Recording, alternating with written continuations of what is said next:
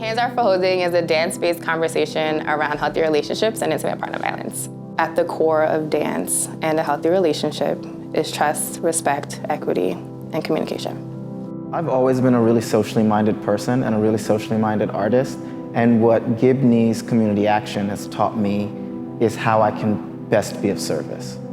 We go into schools and we start conversations, but it's so different because dance is visceral.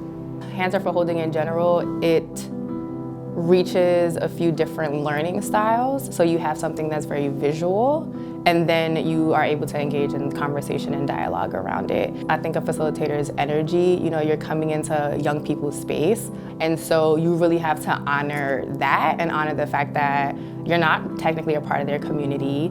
You are coming in as a complete stranger, and so it's more like, hey, I want to have this conversation because I know that we don't usually get to have this conversation, and so this is the space for us to be able to engage this dialogue. And then you ask, well, what did you see? What did you experience in this process?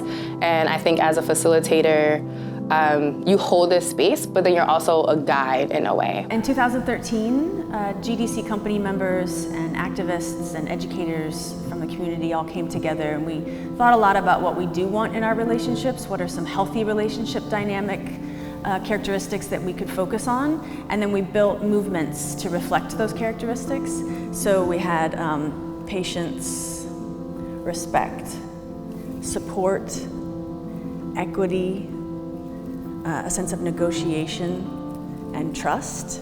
And then we built dances, short dances around those gestures in ways that could communicate other things. So for instance, there's a dance that has the trust gesture very prominent, but then also a breaking of the trust, and then how that could be seen right next to each other. So using the gestures almost as a visual language that then can open up dialogue afterwards with the kids about what they've seen. Communication and working with one another, those skills I think need to be developed. Having two people sit back to back and trying to figure out how we can stand up without using our hands. Watching the kids negotiate through that and try to figure that out. It's a different experience. They can't figure it out by reading a book or by studying for a test. I got to figure it out by working with another person. You need to know about good and bad relationships. Some people think it's okay to be in this bad relationship that they're in because they think, oh, it's fine, other people are going through this. No, it's not. This is what community looks like. This is what surrounding and encouraging healthy relationships look like. If we know how to do something, we're cheering someone else on. When we see that people are struggling in their relationship, their friendships, their partnerships, whatever it may be, we aren't laughing, we aren't shaming them, we aren't calling them stupid. We're literally surrounding them in love and encouragement.